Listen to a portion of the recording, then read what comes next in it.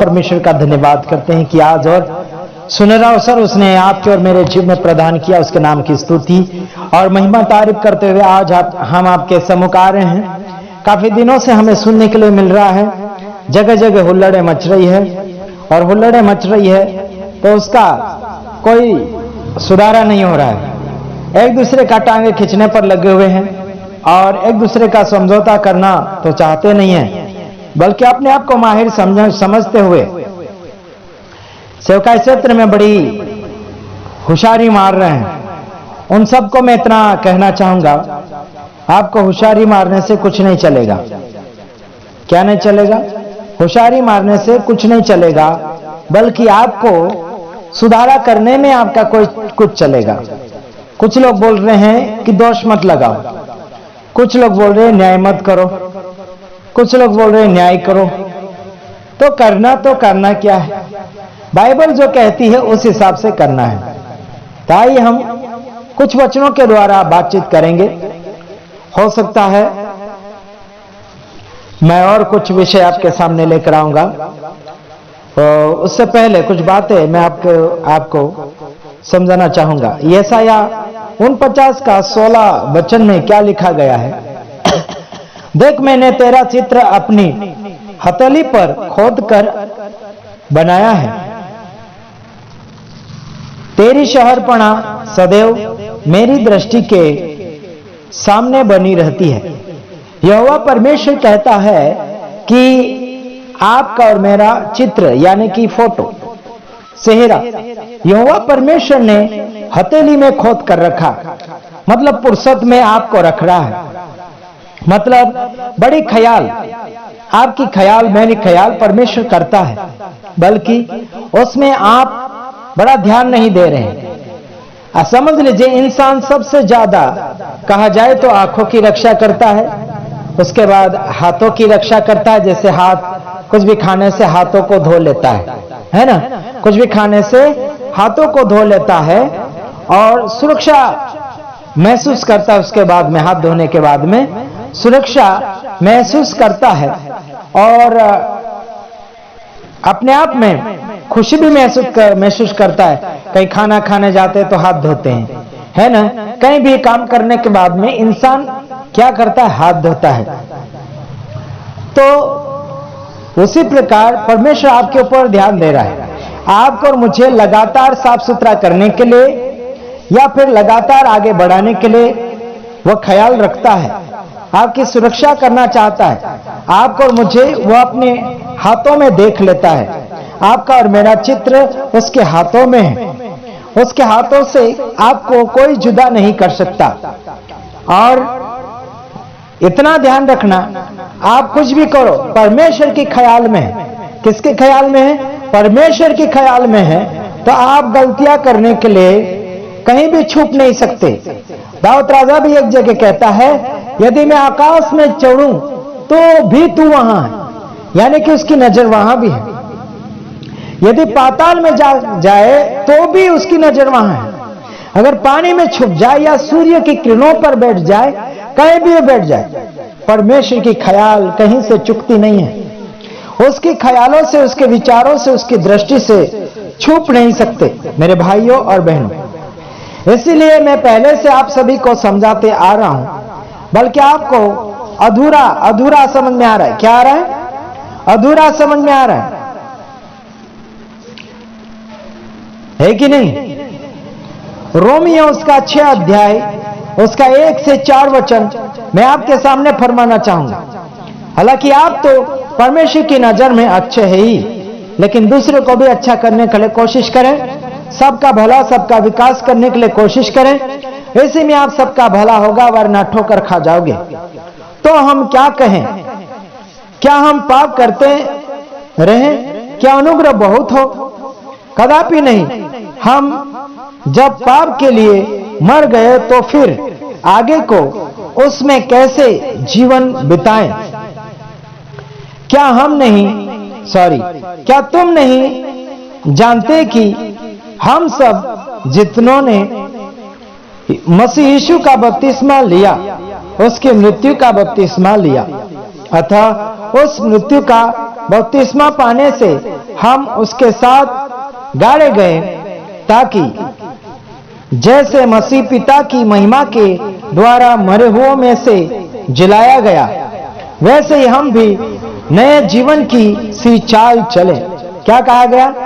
नए जीवन की सी चाल चले, नया जीवन जैसी चाल चले। आप और मैंने जो प्रभु में बपतिस्मा पाया है, किस बात के लिए पाया?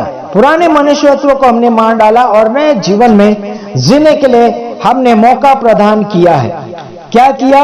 हमने मौका प्रदान किया, यानी प्राप्त किया है कि नए जीवन में किसी को दाखिल होने के लिए आसानी रीति से नहीं मिलता, बल्कि आपको और मुझे आसानी रीति से नए जीवन में प्रवेश करने के लिए मौका प्रदान हुआ है।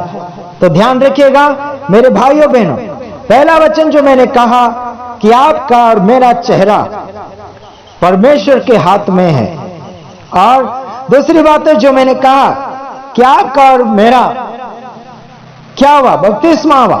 जीवन के अंदर ऊपरी तौर से जो बपतिस्मा लेते उसका कोई टारगेट मैं नहीं दे रहा, लेकिन आपका और मेरा जीवन में बदलाव हुआ है।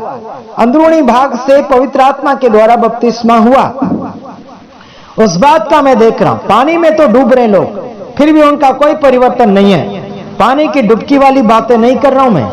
हमने मसीह यीशु मसीह में हमने बपतिस्मा पाया। तो क्यों? क्या हम पाप करते रहे, दोबारा और घूमे और फिरे और घूमे और जाएं? ऐसा बिल्कुल नहीं। क्यों ऐसे कर? क्या अनुग्रह बहुत है इसलिए? क्या दया बहुत है इसलिए?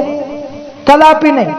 हमें बदलना होगा, आगे की ओर सुधरना होगा, इसी में हम सबका भला होगा। तो आइए हमें नई चाल चलना है, नए हिसाब से आगे बढ़ना है। आगे और देखते हैं, इसलिए कि तुम्हारा विश्वास मनुष्य के ज्ञान पर नहीं, परंतु परमेश्वर की सामर्थ पर निर्भर हो। पहला कुरिन्थियों उसका 2:5 मैंने आपके सामने पढ़ा। क्या किया? आपका और मेरा विश्वास इंसान के ऊपर नहीं टिकना चाहिए। आपका और मेरा विश्वास परमेश्वर के ऊपर जाकर टिकना, उसके सामर्थ को मानना है। मनुष्य के ज्ञान के ऊपर हमारा भरोसा नहीं होना चाहिए कि उसके पास कितना ज्ञान है, इसलिए उसके साथ जुड़ गए, बिल्कुल नहीं। परमेश्वर के ऊपर आपका और मेरा भरोसा होना चाहिए, वो हमारा आसरा होना चाहिए। मेरे भाइयों और बहनों, समझने के लिए अगर कोशिश करोगे तो बहुत कुछ समझ जाओगे। अगर नहीं कोशिश किया तो कुछ भी नहीं समझोगे। आगे देखते हैं, पहला कुरिन्थियों 2:6 और 7 मैं आपके सामने फरमाना चाहूंगा।